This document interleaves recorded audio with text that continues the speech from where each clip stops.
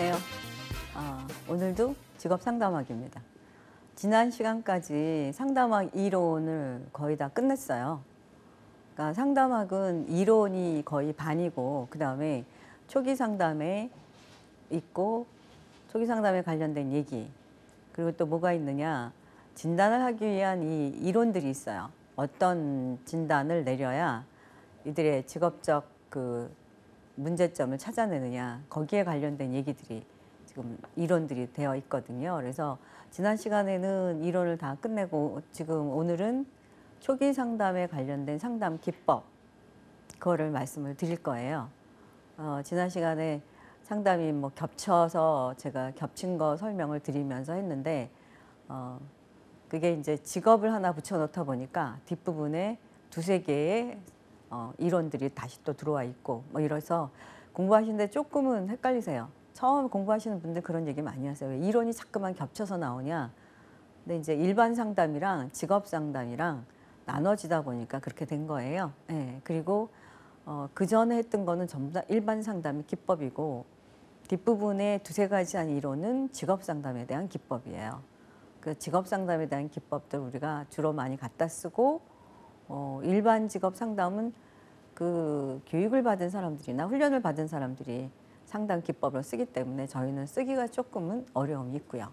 그래서 오늘은 상담 기법의 초기 면담, 그리고 생애진로 주제, 구조화된 면담법, 내담자 사전기법. 사전기법이 이제 우리 심리학에서 배운 뭐 적성이나 흥미나 이런 거를 사전기법이라고 하는데, 거기는 심리 검사를 갖고 말씀을 드렸고, 여기는 이제 사정하기 위한 이런 이론들이 어떤 의미를 갖고 있는가, 그런 말씀을 드릴 거예요. 초기 면담은, 직업 상담에서 초기 면담은 굉장히 중요한 역할을 차지하고 있고, 이 초기 면담에서 상담자하고 모든 게 거의 70~80%가 끝났다고 보시면 돼요. 이제 지금 집단 심층 상담을 4회로 저희가 현장에서 일을 하고 있습니다. 그래서 초기 면담, 초기 상담을 1회로 봐요. 1회 안에 굉장히 많은 일들이 벌어지고 있어요. 그래서 1회 상담에서 초기 면담으로 보면서, 여기서 이제 상담을 하러 오는 사람들이 상담자를 믿어서 그 다음 회기에 올 수 있느냐, 예, 결과가 나와요. 네. 그 다음 회기까지 또 오게끔 만들고 이러는 것들이 저희가 처음에 상담할 때 굉장히 힘들었었거든요. 그러니까 심층 상담 4회를 끌어가는 게 별로 없었기 때문에, 예, 그래서 시험에도 초기 면담에 관련된 문제들이 많이 나오죠. 이걸 현장에 들어가시면 이걸 제일 잘 하셔야 되니까. 그래서 그거에 관련된 얘기입니다. 초기 면담에 유형이 있어요. 내담자들의 유형이 있습니다. 일단 우리는 사람을 대상으로 일을 하고 있어요. 우리는 직업정보론에 DPT 배우신 거 기억나세요? 예, P입니다. 우리는 사람을 갖고 해요. 그렇기 때문에 사람이 다 달라서 사람의 유형들이 있을 거라고요. 우리가 숫자나 사물을 갖고 일을 하는 게 아니라서. 그래서 그 얘기를 지금 하는 겁니다. 상담자들은 준비가 되었다 하지만 내담자들의 유형에 따라서 상담의 방향이 어떻게 바뀌는가, 그런 얘기들이 들어있어요. 그래서 예, 솔선수범 면담이 있어요. 초기 면담에 내담자 대 상담자의 솔선수범 면담. 초기 면담은 내담자에 의해 시작된 면담과 상담자에서 시작되는 면담으로 구분이 되는데, 상담자에서 시작된 면담은 내담자의 목적을 확신하지 못하여 불안감을 가지게 될 수도 있습니다. 너무 많은 얘기를 끄집어내기 때문에. 예. 그리고 상담자에서 시작된 면담은 일단 상담이 어떻게 진행이 되는가, 그런 얘기를 하겠죠. 그래서 그러니까 상담을 할 때 대다수가 솔선수범형으로 상담을 하러 올 수도 있어요. 그렇지 않은 사람들도 있습니다. 그러니까 솔선수범형들은 자기 얘기를 와서 열심히 풀어요. 그런데 지난 시간에 얘기하듯이 명료화를 시켜놓지 않으면 이 사람이 무슨 문제가 있는지를 몰라요. 그래서 당황하게 돼요. 근데 상담자 입장으로 상담이 시작이 되면 이제 프로세스가 어떻고 이런 얘기가 진행이 되겠죠. 예, 그리고 상담자가 시작이 되면 뭐부터 해야 되느냐. 이 사람의 내담자의 긴장을 풀어줘야 돼. 라포 형성을 하고 상담이 시작이 돼야 돼요.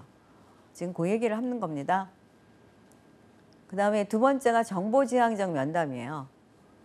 정보를 목적으로 오는 면담들이 있습니다. 초기 면담이. 그래서 예, 초기 면담의 목적이 정보 수집에 있는 경우는 상담의 틀은 상담자의 초점을 두어야 된다. 또 상담자는 정보 수집을 위해 탐색해보기, 폐쇄형 질문, 개방형 질문들을 사용한다. 라고 되어 있어요. 그래서 이거 우리 아마 면담법, 면접법, 예, 거기서 폐쇄형 질문, 개방형 질문 공부를 했어요. 폐쇄형 질문은 리스트가 있고 개방형은 그때그때 질문을 해요. 그래서 그런 거에 따라서 이게 정보 수집이 폐쇄형 질문은 정보 수집을 많이 받을 수 있어요. 내가 알고자 하는 거를 물어보니까. 개방형은 그냥 생각나는 대로 얘기를 하기 때문에 예, 조금은 요구하는 정보를 받지를 못할 수도 있습니다.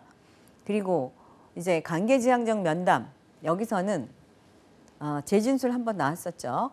예, 내담자에 대한 반사적 반응으로 내담자를 하여금 상담자가 적극적으로 듣고 있음을 알려준다. 재진술이 어디서 나왔냐? 내담자 중심의 상담에서 내가 당신의 얘기를 듣고 있고 거기서는 상담자 역할이 듣고만 있으라는 역할이었잖아요. 듣고 있는데 내가 당신의 얘기를 잘 듣고 있다라고 예, 내담자가 얘기하는 단어들로 다시 한번 얘기를 하는 그거를 제가 설명을 드렸어요. 그게 제 진술이고요. 감정의 방향은 여러 수준에서 이루어지며 다른 것 이상의 공감을 전달한다. 그 사람의 감정을 같이 내담자의 감정을 같이 받고 느끼는 거예요. 그거를 다시 연결을 해주고 그래서 관계지향적에서는 라포 형성을 하기 위해서는 감정이 오가야 되고 그리고 이 사람이 얘기하는 거를 내가 네 얘기를 잘 듣고 있다고 그 단어를 다시 한번 같은 얘기로 진술을 해주고 이렇게 하라는 얘기예요. 그래서 초기 면담의 유형 내담자 상담자가 솔선수범으로 되는 거랑 그리고 정보지향, 관계지향 이렇게 됩니다. 그래서 초기 면담의 주요 요소가 있어요. 이거는 우리가 기법으로 갖다 쓰는 겁니다. 상담학에서 기법으로 갖다 쓰는 건데 다른 상담학 이론에서도 이 요소들이 들어가 있습니다. 그래서 일단은 첫 번째가 신뢰관계, 라포 형성이에요. 긴장 풀어주고. 이게 잘 되면 1회기에서 상담은 50%는 거의 끝나가요. 그리고 믿을 수 있고요. 뭐 이 사람에 대해서 계속 그렇게 끄떡거리고 얘기 들어주고 그러면 가능한 거죠. 긴장 풀어주고. 감정이입. 상담자가 길을 전혀 잃어버리지 않고 마치 자신이 내담자 세계에서 경험을 갖는 듯한 능력을 의미한다. 이러한 감성이입에는 지각과 의사소통의 기법이 있다. 예. 의사소통, 그 감정 나도 같이 느끼고 내가 그때 저도 똑같은 감정이에요. 이렇게 하면서 라포 형성, 신뢰관계를 더욱 돈독하게 할 수 있어요. 그 다음에 언어적, 비언어적 행동이 있습니다. 언어는 일단 우리가 말로 하는 거죠. 그러니까 내담자에게 중요한 것이 무엇인지 논의하거나 이해시키는 열망을 보여주는 의사소통이 포함이 돼요. 언어는. 네, 비언어적인 행동. 이거는 뭐냐 하면 미소, 몸짓, 기울임, 눈맞춤, 끄덕임. 상담자가 관심을 가지고 열린 상태가 되어 내담자를 끌어들이는 매우 효과적인 방법이다. 이게 이 사람을 공감하고 공감적 이해를 하느냐고 고개를 끄덕거리면서 내담자 얘기를 듣습니다. 내담자 중심의 상담에서 내놓은 얘기예요.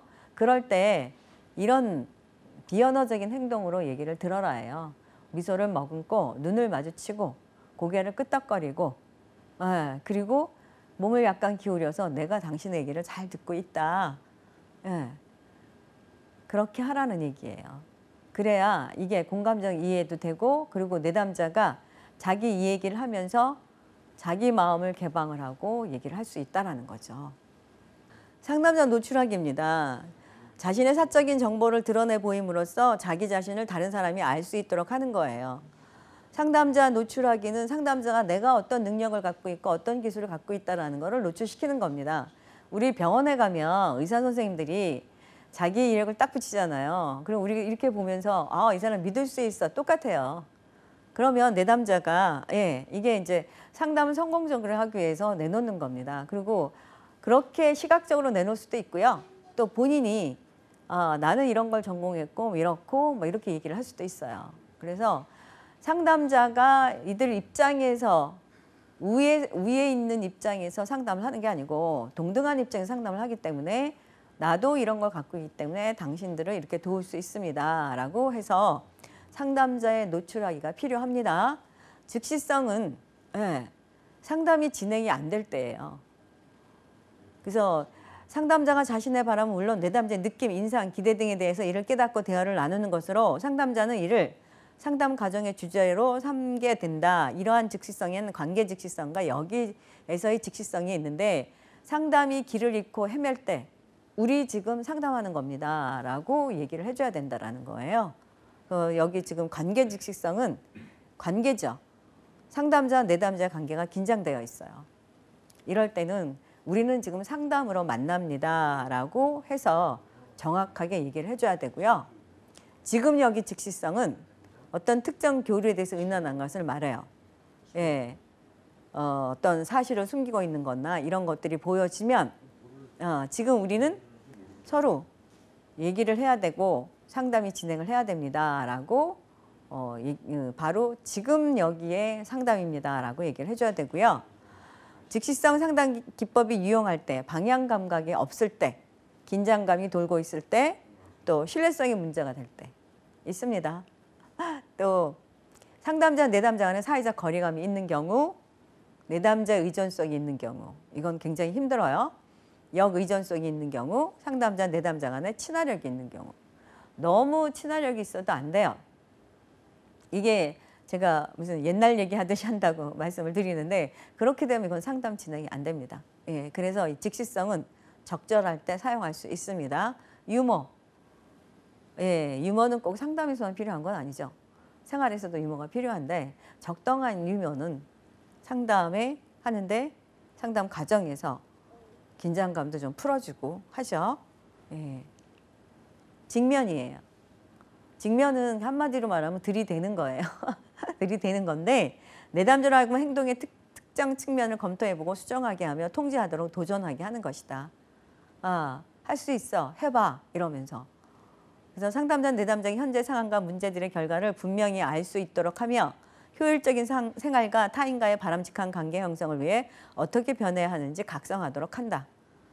주의 깊고 적절한 직면은 성장을 유도하고 용기를 주나 때로는 상담자가 직면에 실패할 수 있으므로 실제로 내담자에게 해로울 수도 있어요.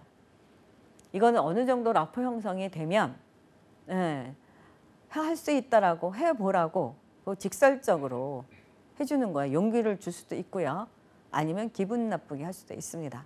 그래서 이거는 적절할 때 직면을 갖다 쓰고요. 그 다음이 계약입니다. 초기 면담에서는 계약이 지금 상담학 할 때 1단계에서 계약이 있었죠. 계약 결정, 계약 구조화. 그 얘기예요. 계약이 있어야 돼요. 그래서 목표 달성에 포함한 과정과 최종 결과에 초점을 두는 것이다.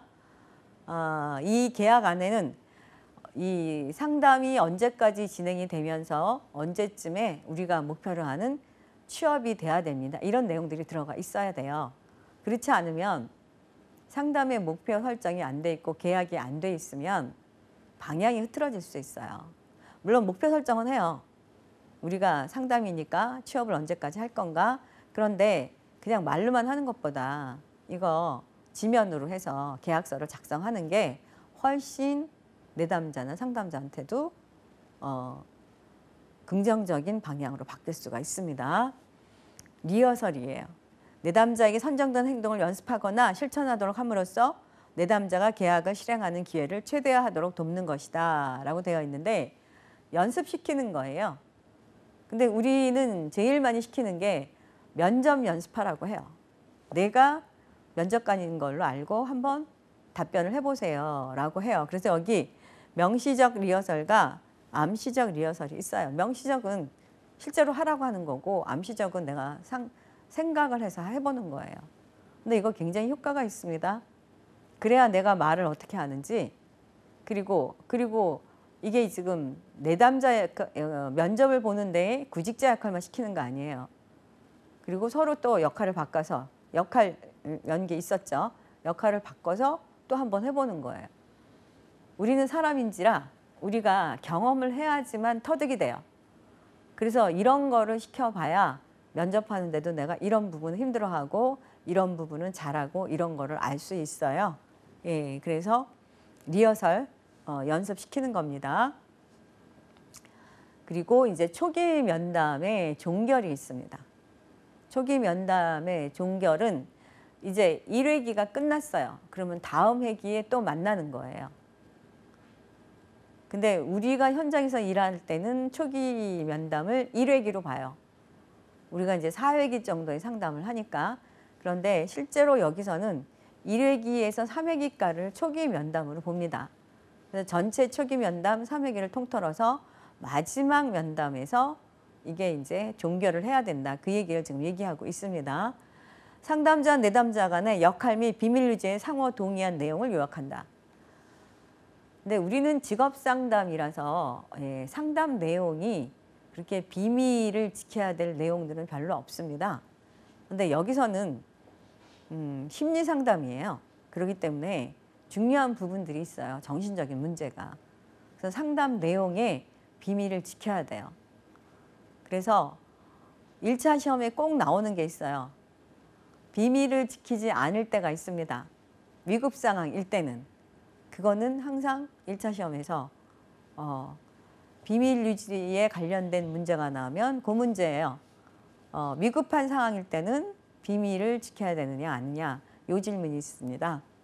그래서 비밀 유지에 관련된 거, 또 역할, 그리고 과제물을 줘야 돼요. 상담에서. 우리 직업 상담에서도 과제물 줍니다. 그 진단 내려지면 이제 직업에 관련된 거를 좀 찾아오라고, 직업색에 관련된 걸 찾아오라고 과제를 줘요. 그럼 본인이 찾아와야, 본인이 정보를 찾아야 직업 정보에 대한 인식이 빨라요.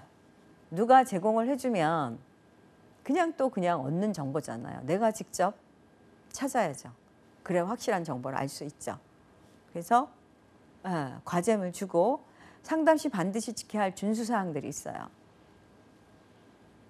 시간 약속이 있고 또 과제물을 주면 과제를 꼭 해와야 되고, 그리고 시간 약속을 못 지키면 연락을 줘야 되고, 이런 준수사항들이 있습니다. 또 내담자에 대한 정보를 얻을 수 있는 모든 자료를 검토하며 조급하게 내담자한 결론을 내리지 않는다. 진단은 내리긴 하는데 상담을 하면서 상담할 때마다 결론들이 조금씩 변화가 될 수 있습니다. 왜 그러냐면 새로운 것들이 나오거든요. 그래서 지금 그 얘기예요. 성급하게 결론 내리지 말아라. 내담자 긍정적인 관계를 형성할 수 있는 기법을 사용한다. 이거부터 해야 돼요. 긍정적인 관계. 라포 형성을 해야지만 돼요.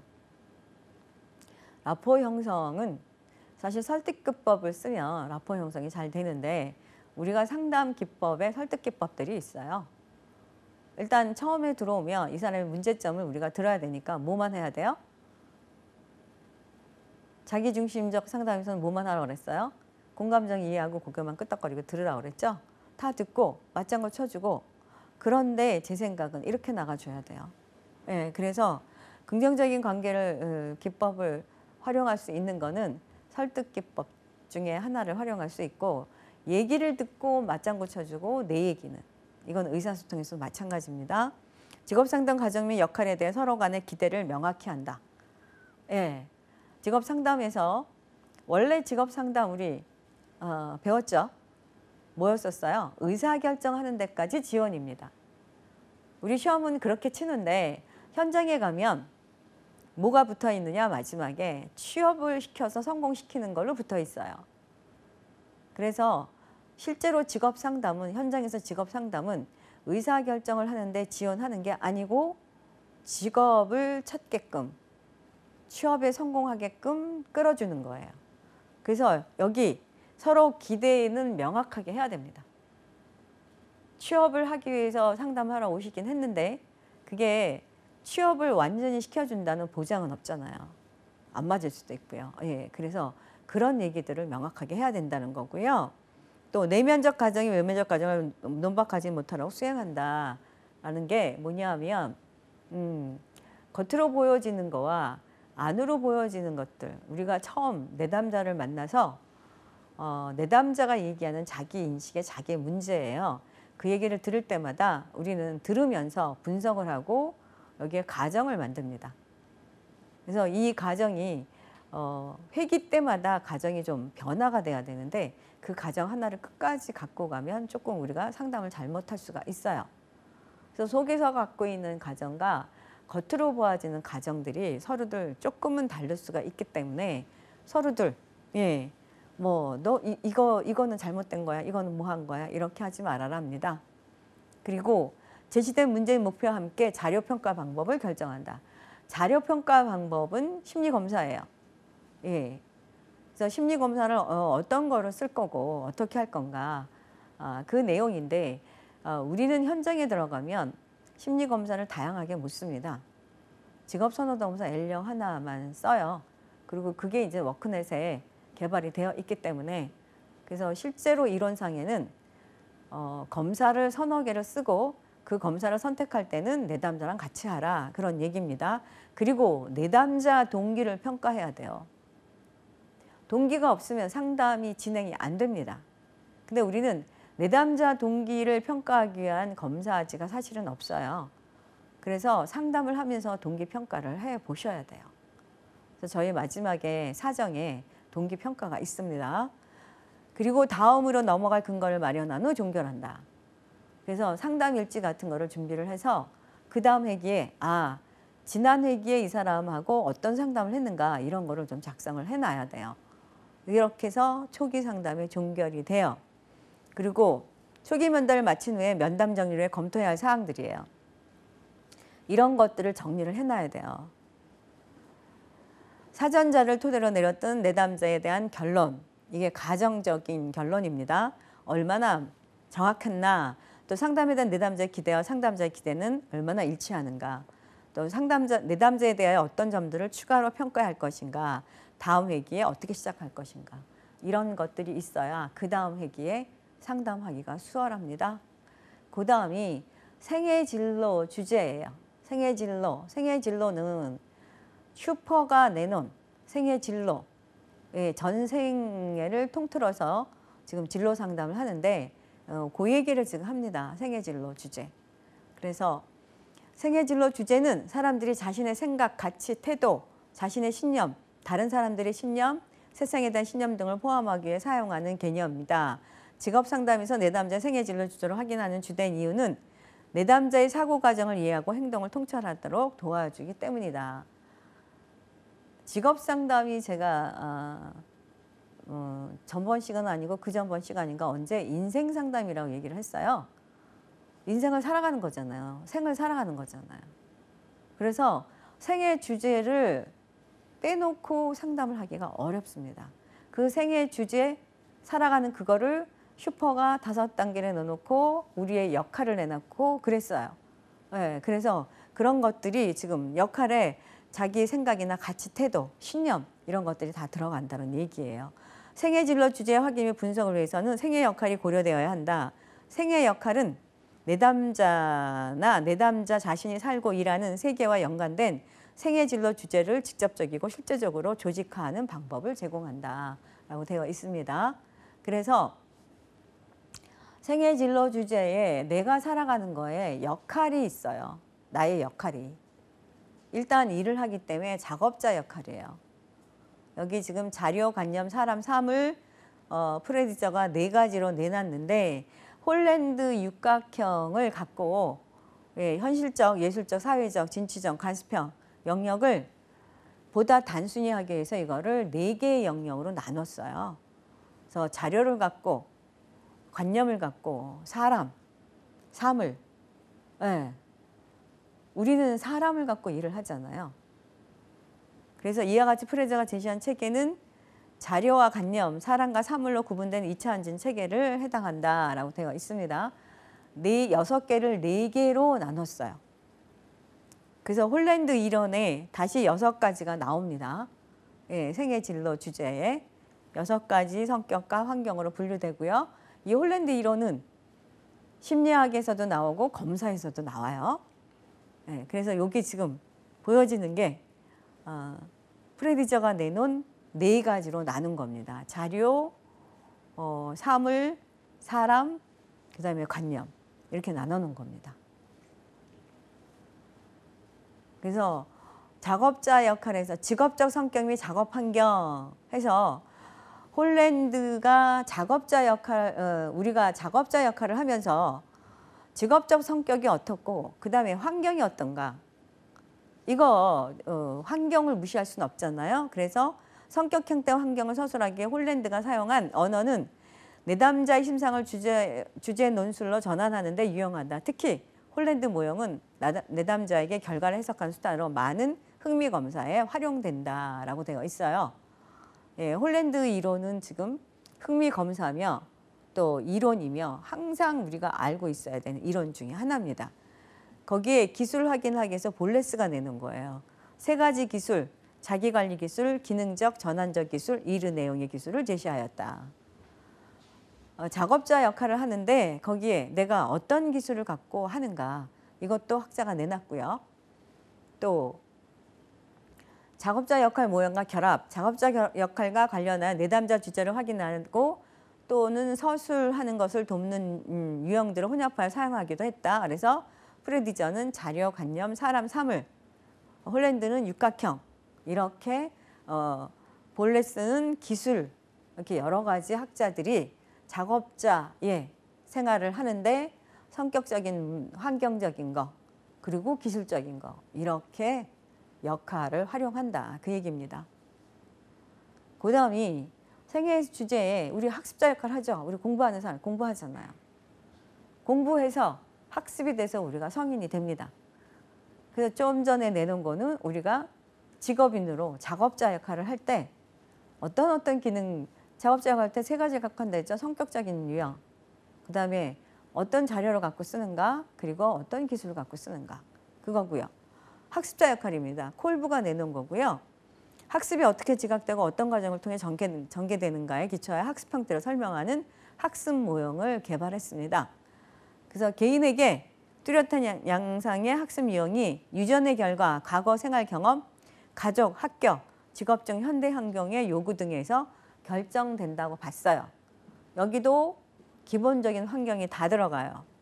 예, 직업도 들어가고 학교 생활도 들어가고 예, 학습 유형들이 학교에서 공부한 거 또 직업에서 사회학습한 거 이런 것들이 다 들어간다고 했습니다. 그래서 여기 4가지 학습 유형으로 내놨어요. 집중형, 확산형. 그래서 집중형은 추상적 개념과 활동적 실험에 유용한 사고형이다. 확고형은 확고한 경험과 사려 깊은 관찰에 유용한 사고형이다. 그 다음에 동화형, 추상적 개념화와 사려 깊은 관찰에 유용한 사고형이다. 적응형, 확고한 경험과 활동적 실험에 유용한 사고형이다. 이렇게 해서 4개의 학습자 역할의 학습자 형태를 내놨습니다. 이것도 기출문제에 질문을 던지면 그거를 한번 기억을 해 놓으세요. 이것도 일일이 이 심리학이나 상담학이나 제가 매번 말씀을 드리는데 이론의 단어들이 어려워요. 단어들이 영어를 번역해 놓은 단어들이라 우리가 그냥 활용되는 단어들이 아니기 때문에 되게 어렵습니다. 그래서 외우는 것도 어려움이 있는 게 그런 부분이고요. 처음 보는 단어일 수도 있고 그래요. 그래서 이것도 기출문제가 한두 번 나오니까 어떤 기출을 물었나 그리고 어떤 형을 물었나 그걸 좀 기억을 해 놓으시면 될 것 같아요. 다음은 3번째가 개인 역할이에요. 그러니까 학습자 역할, 작업자 역할, 그 다음에 개인적인 역할이 있겠죠. 그래서 개인 역할은 생애 형태, 아들러가 내놓은 걸 갖고 얘기합니다. 이거 우리 아들러 개인 심리학에서 공부했어요. 근데 여기 지금 생애 주제에 아들러 이론도 또 들어와요. 개인이 사회적 환경에서 자신의 위치를 발견하기 위해 노력하며 각자 주위 환경을 다루기 위해 독특한 개인적 논리를 가지고 있다고 보았다라고 되어 있습니다. 그래서 아들러는 세 가지로 얘기하죠. 일, 사회, 성. 예. 그래서 개인이 이와 같은 인생 과제에 반응하여 한다고 보았다. 그래서 개인의 역할, 생애 주제는 작업자 역할이 있고 학습자 역할이 있고 개인 환경, 개인 역할이 있어요. 그거를 아들러가 내놨는데 아들러가 또 여기서 개인 역할에 사회, 성, 일 이렇게 또 세 가지로 해서 이걸 갖고 인생 과제로 생각하고 반응하여야 된다라고 얘기를 합니다. 성격과 특성 요인은 가족 집단 내에서 운동의 표현이다. 특히 한 가정에서 태어난 두 아이는 결코 동일한 상황에서 자라는 아이로 볼 수 없다. 환경이 같아도 둘이 같지 않고요. 쌍둥이라도 같지가 않습니다. 특성이 조금 달라요. 쌍둥이라도. 여기에 뭐가 있어서 그러냐? 특성이 있어서 그래요. 네, 그래서 이 생애진로 사정이라는 게 있습니다. 이거는 구조화된 면담법이에요. 지금 생애진로의 역할이 지금 학습자 역할이 있었고 또 작업자 역할이 있었고 그리고 개인 역할이 있었습니다. 이걸 갖고 구조화된 면담법의 기법으로 저희가 현장에서 그 세 가지가 생애 진로예요. 생애 진로의 역할 세 가지를 이 구조화된 면담법으로 저희가 질문을 던져요. 상담 들어가기 전에. 이제 우리는 진단을 내리기 위해서 객관적인 자료를 갖고 진단을 내리는데 그게 심리 검사입니다. 그런데 심리 검사를 쓰지 않고 구조화된 면담법으로 이 사람을 진단하기 위해서 면담으로 하는 기법이 있어요. 그거를 생애진로 사정이라고 하고 생애진로 사정의 기법이 조금 전에 생애진로에 관련된 작업자, 학습자, 개인 역할 이 세 가지가 여기서 질문으로 던져져요. 그래서 생애진로 사정은 상담자가 내담자 처음 만났을 때 이용할 수 있는 구조화된 면접 기법입니다. 이 빨간색으로 칠해놓은 건 자주 나와요. 생애진로 사정인 어떤 거냐. 구조화된 면접 기법이에요. 그래서 내담자에 대한 가장 기초적인 직업상담 정보를 얻는 질적인 평가 절차입니다. 심리학에서 질적인 검사에 이 생애진로 사정이 들어가 있었는데 기억을 하실지 모르시겠어요. 예, 일단 이건 질적인 겁니다. 왜 그러냐? 결과가 없어요. 결과가 상담자하고 내담자가 만들어가기 때문에. 그래서 검사 실시나 검사 해석의 예비적 단계에서 특별히 유용하다. 이거 기출에 나옵니다. 언제 필요하냐? 객관적인 자료가 오기 전에 이렇게 면담법으로 구조화된 면담법으로 이 사람에 대해서 알아보고자 할 때 필요하다. 그러니까 초기 면담에서 이제 이 사람의 문제점을 얘기하고 듣고 나서 그때 이걸 해볼 수 있어요. 그리고 과제로 이제 객관적인 자료인 심리 검사를 해갖고 오라고 해서 그 다음 회기에 검사 나온 거랑 이 사람이 주관적으로 얘기한 자기의 면담을 통해서 나온 얘기랑 비교를 하면서 결과 해석을 하고 진단을 내리면 훨씬 다양한 거를 내릴 수 있겠죠. 그래서 이제 그 얘기입니다. 예비적 단계에서 특별히 유용하다. 아들러는 개인 심리학의 기초를 둔 것으로 내담자와 환경과의 관계를 이해할 수 있는 정보를 제공한다. 아들러는 개인과 세계의 관계를 일, 또 사회, 성, 세 가지 인생 과제로 구분을 했어요. 이 세 가지 인생 과제가 서로 긴밀하게 연결되었다고 봅니다. 내담자로 하여금 자신의 신념, 태도, 가치관에서 비롯되는 생활 양식을 포착하도록 하여 내담자의 생애에 대한 근본적인 접근이 명백히 밝혀지도록 돕습니다. 그래서 생애 사정의 특징은 뭐냐 하면 생애진로 사정에는 작업자, 학습자, 개인의 역할 등을 포함한 다양한 생애 역할에 대한 정보를 탐색해 간다. 예, 좀 전에 우리가 생애진로에 관련된 거 작업자, 학습자, 개인 역할 세 가지를 말씀을 드렸어요. 그거를 생애진로 사정의 면담법으로 이렇게 만들어내는 겁니다. 그래서 생애진로 사정은 4가지가 되어 있어요. 진로 사정, 전형적인 하루, 강점과 장애, 요약으로 이루어진다. 요 4가지는 2차 시험에 굉장히 자주 나오는 거고요. 1차 시험에도 나옵니다. 이거는 의외로 자주 기출되는 문제입니다. 그래서 대체로 면접은 30분 내지 45분 정도 비교적 단시간에 끝날 수 있으며 필요한 경우에는 10분 내지 15분으로 나누어서 진행할 수도 있습니다. 근데 우리는 현장에서 이 구조화된 면담법을 써볼 기회가 없어요. 그냥 진단 내리기 위해서 객관적인 자료를 많이 씁니다. 그래서 이제 내가 자격증을 합격을 하고 직업상담사로 일을 찾아 들어갈 때 실무과정 교육들이 있어요. 거기서는 이거를 한번 해보자고 해요. 그럴 때 한번 경험 삼아 해보실 수도 있습니다. 내담자의 다양한 생애 역할의 기술 수준을 파악하는 것은 물론 장애를 극복하기 위한 정보를 산출한다. 또 비판단적이고 비위협적인 대화 분위기로서 내담자와 긍정적인 관계를 형성하는 데 도움이 된다. 이거는 그냥 질문을 구조화된 질문이기 때문에 여기에 비판하거나 뭐가 없겠죠. 내담자 진로 계획을 향상시키며 내담자의 문제 해결 및 장애 극복을 위한 목표 달성 계획을 수립하도록 한다. 생애진로 사정에서는 내담자가 학교에서나 훈련기관에서의 평가 과정을 통해 부정적인 선입견을 가지고 있을 가능성이 있는데 인쇄물이나 소책자, 지필도구 등의 표준화된 진로사진 도구를 가급적 사용을 삼간다. 네, 왜 그러냐 하면 이거는 객관적인 자료이기 때문에 이 면담할 때는 그걸 쓰지 말고 이 면담이 다 끝난 후에 그 다음에 객관적인 자료를 갖고 통합적으로 할 때는 써라. 그 얘기입니다. 그러면 생애진로 사정의 구조 4가지. 진로 사정은 뭐냐? 이 사람이 작업자 역할을 했느냐, 학습자 역할을 했느냐, 개인 역할을 했느냐 이런 것들을 물어요. 진로 사정은 일의 경험. 그럼 작업자 역할이죠. 훈련 및 학습 과정.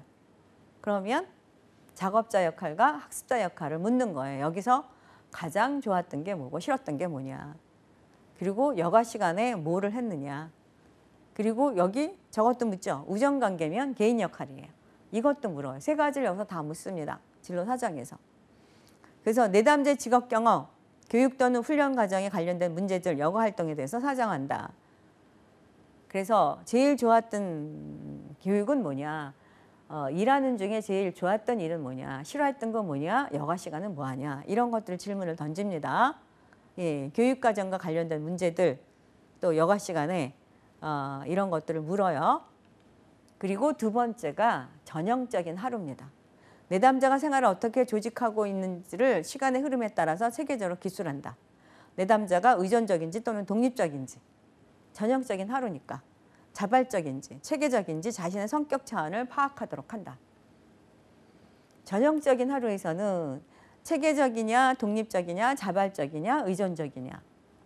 그래서 물을 때 어떤 걸 묻냐 하면 아침에 일어날 때 내가 스스로 일어나느냐 아니면 자명적 소리를 듣고 일어나느냐.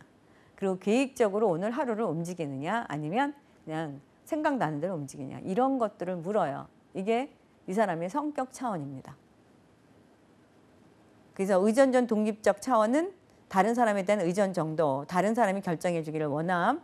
의존성은 자발적 체계적 차원은 안정적이고 판에 박힌 일, 끈기 있고 주의 깊음. 예, 그래서 전형적인 하루에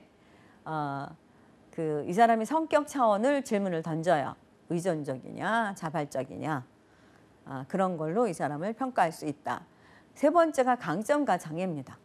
내담자가 스스로 생각하는 3가지 주요 강점, 장애에 대해서 질문을 합니다. 현재 내담자가 직면하고 있는 문제나 환경적 장애를 탐구하여 이를 극복하기 위해 가지고 있는 대처 자원이나 잠재력을 탐구해요. 이 사람의 문제점, 장점, 약점을 3가지씩 쓰고 이 사람이 갖고 있는 걸로 어떤 자원으로 대처로 쓸 수 있을까? 약점을 내가 해결할 때. 그래서 강점과 장애를 질문을 던집니다. 그래서 주요 강점은 내담자가 가지고 있는 자원, 내담자에게 요구되는 자원.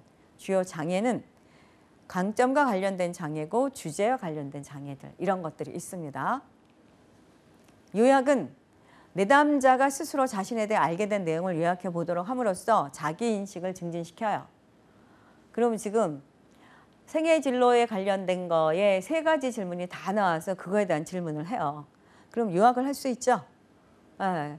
그러면 본인이 지금 작업자로서 어떤 역할을 했고 학습자로서 어떤 역할을 했고 개인 역할 중에 공부할 때 좋았던 거, 그 다음에 여가 시간은 뭘 했고 그래서 본인의 문제 해결 및 장애 극복을 해서 목표 달성 계획을 세울 수 있도록 합니다. 그래서 요약의 내용은 생애 주제에 동의하고 내담자 자신의 용어로 사용하기, 목표 설정 또는 문제 해결과 연결시키기 이런 것들이 있는데 여기서 중요하게 봐야 될 거는 생애 진로 사정의 구조입니다. 4가지. 4가지가 어떤 의미를 갖고 있는가? 예, 이거는 자주 나오는 문제입니다. 그리고 생애 진로 사정에서 알 수 있는 정보예요. 직업 경험, 교육 수준 나타내죠. 또 기술과 유능성에 대한 자기평가, 상담자의 평가 정보가 나오고 내담자의 가치관과 자기인식 정도가 나옵니다. 이런 것들도 질문을 던져서 물어요. 직업 경험과 교육 수준, 그 다음에 기술과 유능성에 대한 자기평가 및 상담자의 평가 정보, 내담자의 가치관, 자기인식 이 정도가 나옵니다. 그리고 직업 가계도가 있어요. 생애진로 사정에 대해서 할 때 항상 직업 가계도가 같이 붙어갑니다. 직업 가계도는 직업에 대해서 우리 그 집안 3대째 어떤 직업을 갖고 있는가의 그림이에요. 그래서 직업과 관련된 내담자의 가계력을 알아보는 기법으로 내담자의 직업의식, 직업선택, 직업태도에 대한 가족의 영향력을 분석하는 이것도 대표적인 질적 평가 방법입니다. 예, 그래서 내담자의 가계력을 알아보는 거예요. 그래서 여기에서 내담자 직업의식, 직업선택, 직업태도, 가족의 영향을 어떻게 받았는가. 왜 그러냐? 가정이란 큰 환경이 있잖아요. 거기서 어떤 영향을 받아서 내가 직업을 선택하거나 직업을 임하는 태도나 그다음에 직업에 대한 의식이나 어떻게 변화가 되는가 그걸 보는 겁니다. 특히 경력 상담 시 내담자의 가족이나 선조들의 직업 특징에 대한 시각적 표상을 얻기 위해 도표를 만드는 방식이다. 신규 입직자도 그렇지만 경력자들도 태어나서 그들의 직업, 아버지와 어머니의 직업, 형제들의 직업, 아버지와 어머니의 직업은 태어날 때부터 봤던 직업들이에요. 그래서 그 직업에 따라서 환상을 가질 수도 있습니다. 살자 돌림의 직업, 부모님들이 학교 선생님이면 학교 선생님만 보고 자랄 수 있어요. 그래서 의사 집안이면 어떻게 해서든지 의사를 시키려고 하잖아요. 이거 직업 가계도에 의해서. 예. 그래서 직업 가계도로 생애 진로 사정에 추가하는 경우 상담자는 가족 구조 역할이라는 보다 폭넓은 시각에서 내담자에 관한 정보를 이해하는 데 도움을 받을 수 있다. 그래서 직업 가계도 활용은 보통 직업 상담 초기 과정에서 내담자에 대한 정보를 수집하기 위해서 사용이 된다. 그리고 직업에 대한 제한적인 고정관념, 다양한 직업 기회의 결과에 대한 기대들, 직업 가치와 흥미에 대한 근본적인 등을 측정하는 데 활용이 됩니다. 제한적인 고정관념을 가질 수 있어요. 좀 전에 제가 말씀드린 대로 태어났더니 부모님이 학교 선생님이세요.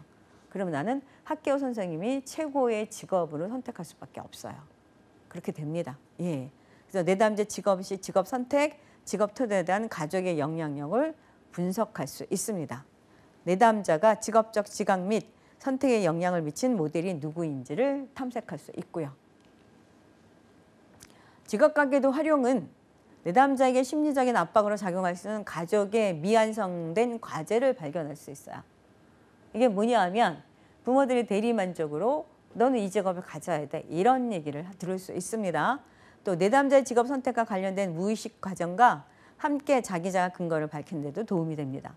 어떤 영향을 받고 무의식 속에 뭐가 있는가. 이게 가정의 환경을 무시 못하는 거죠. 그리고 직업 가계도를 그릴 때 관심을 가져야 되는 거 이거는 이제 직업 가계도 그림을 그릴 때 이렇게 해봐라. 예. 그래서 3번에 보시면 가족 성원들의 직업을 선택하거나 바꿨을 때 나타난 진로 선택 형태와 방법을 어떤 걸로 직업을 바꿨는가 이런 것들도 우리가 찾아낼 수 있다라는 거죠. 예. 그리고 가족의 경제적 기대와 압력, 가족의 일의 가치, 또 내담자가 성장할 때 또래 집단의 상황, 이런 것들을 알 수 있다라는 거죠.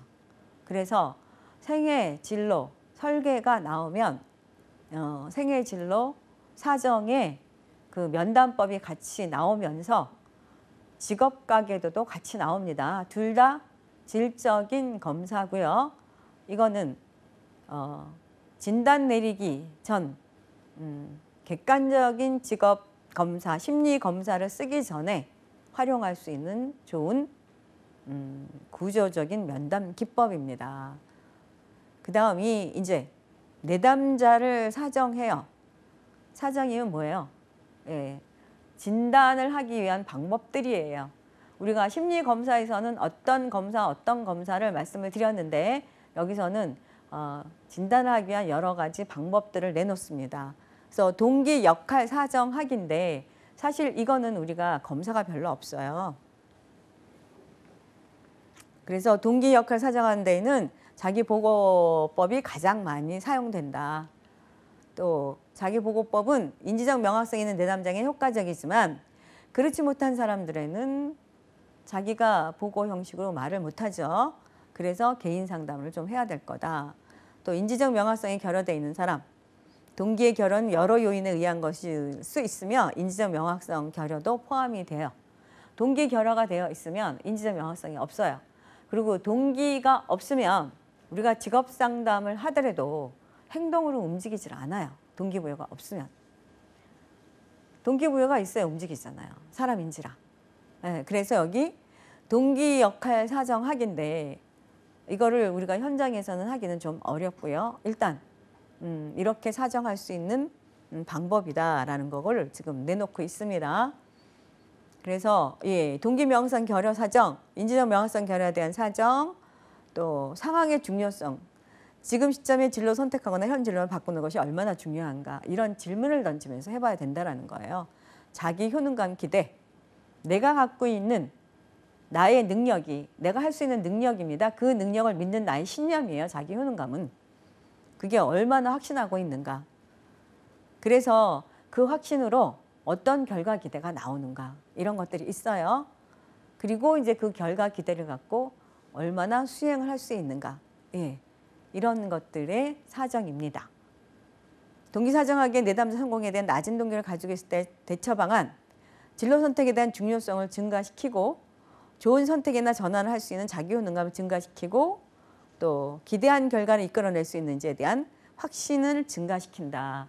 그래서 여기서도 예, 긍정성으로 증가를 시켜줘야 돼요. 중요한 거, 좋은 선택을 할 수 있는 거, 그리고 효능감도 증가시켜줘야 되고 효능감 결국은 여기 지금 써놓은 게 자기 효능감 증가시키는 일이에요. 그래야 동기가 증가가 됩니다. 그래야 행동으로 옮겨요. 그리고 직업상담 결과를 최대화하기 위해서 내담자가 충분한 노력을 기울였는지 확인하는 기준 증가시키기. 예. 최대한의 내담자 충분한 노력을 기울였는지. 이거는 뭘로 볼 수 있느냐? 행동으로 볼 수 있어요. 동기만 찾을 수는 없습니다. 내담자가 낮은 자기 효능감을 증진시키기 위한 방법으로 내담자 비슷한 인물이나 관련 자료를 보여주는 거고요. 내담자의 강점, 장점을 강조해서 격려하고 또 긍정적인 단계를 강화합니다. 그리고 계획, 의사결정 과제 완수 시 자기 강화 방법을 가르쳐줘요. 그래서 자기 효능감이 올라갈 수 있게끔. 그래서 자기 효능감이 지금 사회학습 이론에 자기 효능감이 나왔고 이게 어느 이론에서 같이 나왔느냐. 행동주의 상담에서 같이 연결이 되니까 행동주의 상담에서는 뭐가 있어요? 보상이 있었죠. 아마 제가 볼 때는 보상이 자기 효능감을 높게 해줄 수도 있어요. 동기부여를 줄 수도 있고요. 그래서 우리가 직업을 선택할 때 왜 그 직업을 선택했느냐라고 할 때 물론 가치관으로 의사결정을 했지만 동기를 갖고 가치관으로 의사결정을 했습니다. 그거를 선택할 때 돈을 보고 선택하는 분들이 많아요. 나는 돈이 많은 걸 보고 할 거야. 이렇게. 그게 나를 동기를 일으켰어요. 급여가 많은 거를 보고. 가능하죠. 네, 그래서 효능감을 줘야 동기부여가 올라간다. 그 얘기입니다. 또 상하 역할 관계 사정. 예.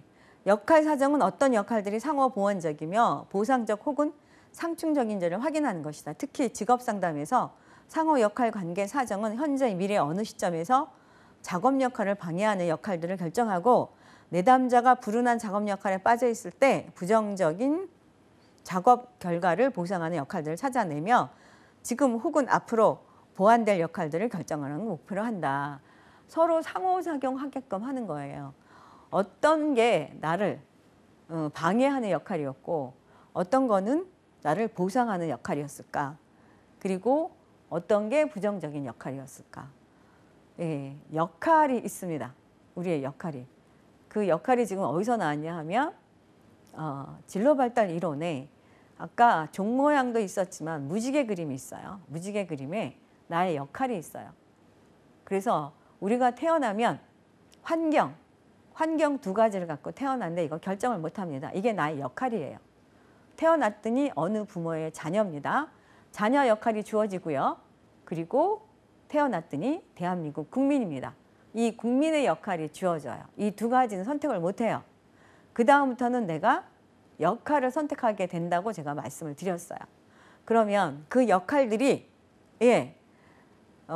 내가 직업을 갖고 있을 때 이 역할이 나를 돕느냐 아니면 나를 방해 놓느냐 이런 역할들을 사정을 해보는 거예요. 그래야 이 사람이 동기를 가질 수 있고 동기를 못 가질 수도 있고 그래요. 가장 상극적인 역할이 일과 가정이에요. 일은 해야 되는데 가정이 힘들죠. 여자한테. 그럼 이 가정에 있는 사람들 중에 누군가가 상호적인 역할을 해줘야 돼요. 도와줘야 돼요. 부엌 일을 도와주고 무슨 일을 도와주고 혼자서 다 해낼 수가 없습니다. 그런 역할들을 지금 사정하는 거예요. 그래서 상호 역할 관계 사정 방법은 질문을 통해서 얘기합니다. 질문을 또 동그라미를 그려서 역할이 어떤 역할인 관계를 그리거나 역할 간 겹치는 거 이거는 돕는 거 질문하면서 역할이 이런 역할이 있는데 이 역할은 자기를 돕나요? 이 역할은 자기를 상극으로 와 있나요? 이런 것들을 질문할 수 있고요. 보완적인 역할과 보상적인 역할 그리고 동그라미로 역할관계상의 문제, 가치 갈등, 역할, 가부화 등을 파악하는 동시에 이를 최소화할 수 있는 이상적인 역할관계를 그려보도록 한다. 예. 그래서 이거 어렵긴 하죠. 동그라미를 그려서 하는 게 일단은 그래서 동기 역할을 상호 역할 관계로 그려봐라 이렇게 합니다. 그리고 생애 계획 연습으로 전환시키기.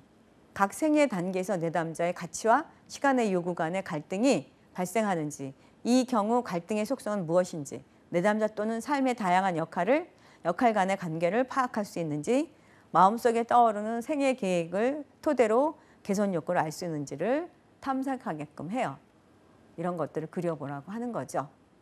그래서 직업상담 일반적 상담 과정에서 사정 단계 인지적 명확성이 있느냐 동기가 있느냐 자기 진단 또 내담자의 자기 진단을 탐색하고 명확성의 존재가 있어서 본인이 동기부여가 제대로 되어 있느냐 또 동기의 존재를 본인이 알고 있느냐 이런 것들로 지금 상호 역할 관계의 사정을 할 수 있다.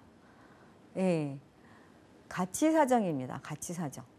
가치 사정은 동기의 원천이자 개인적인 충족의 근거가 되는 거예요. 삶을 살아가는데 무엇을 지향할 건가라는 겁니다. 그래서 이거는 어떤 의미를 갖고 있는가. 제가 심리학에서 직업가치관 설명을 드릴 때 내놓은 얘기들이라서 여기서는 간단하게 한두 마디만 하고 끝낼 거예요. 가치 삶, 자신의 삶에서 무엇을 지향하는 것인가. 그래서 가치 용도는 자기 인식 발전시키고 직업적 상황에 대한 불만족 근거를 찾고 역할 갈등의 근거를 찾습니다. 이래서 가치 검사를 하고 여러 가지 검사들을 해보는 거예요. 그리고 이제 자기 보고식 가치 사정법이 있어요. 자기가 보고하면서 하는 거예요.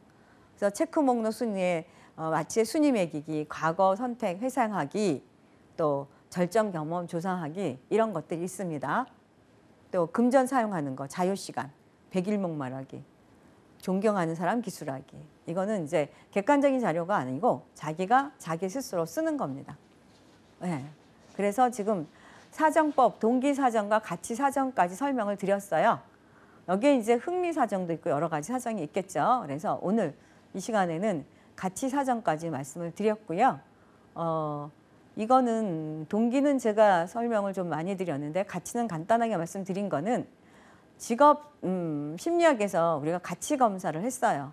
그래서 가치가 어떤 의미고 가치가 어떻게 찾아내느냐 설명을 드렸기 때문에 간단한 것만 설명을 드렸습니다. 그러면 기출문제, 콜브가 학습 형태 검사에서 사람에 관한 관심은 적은 반면에 추적 개념에 많은 관심을 두는 사고형, 추상 개념에 많은 관심을 두는 사고형, 이게 뭔가라고 질문을 던졌어요. 이거는 동화적이에요. 집중적, 확산적, 적응적, 동화적. 해서 동화적입니다. 동화적의 의미는 추상적 개념과 사려 깊은 관찰에 유용한 사고형이에요. 요게 지금 이런 형식으로 나온다라는 거죠. 홀랜드 육각형을 프레디저의 이론으로 4개로 나눈 겁니다. 거기에 학습 형태가 이런 형태로 4개 형태로 된다라고 만들어 놓은 겁니다. 생애진로 사정에 관한 설명을 옳은 것은 했어요. 생애진로 사정. 생애진로 사정은 초기 단계보다 중, 말기 단계 면담법으로 사용된다. 아니죠. 초기죠. 그리고 아들러의 개인 심리학이 들어가 있습니다. 부분으로 기초를 두고 또 생애살로 지정은 객관적인 사실 확인에만 중점을 둬요. 객관적인 사실 확인이 아니고 주관적으로 면담법으로 하는 겁니다. 생애진로 사정에는 여가활동, 친구관계, 같은 일과 직접적인 관련이 없는 주제는 제외된다. 아니죠. 작업자 역할도 있고 학습자 역할도 있습니다. 그래서 지금 생애진로와 콜브의 학습 이 2가지 지금 기출 문제를 풀어봤습니다. 여기 동기사정과 가치사정이 있고요. 생애진로에 관련된 그런 이론을 우리가 공부를 했습니다. 여러 가지 공부하시느라 고생들 많으셨습니다. 고생들 하셨어요. 감사합니다.